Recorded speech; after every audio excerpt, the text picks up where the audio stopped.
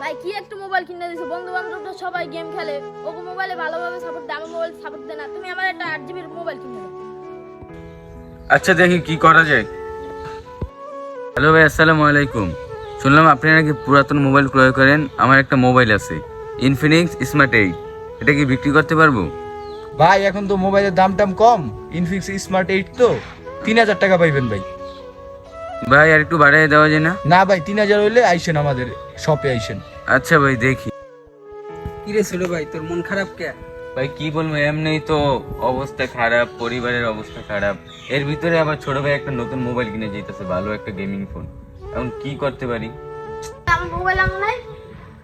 শোনো ছোট ভাই, একটু বোঝার চেষ্টা করো।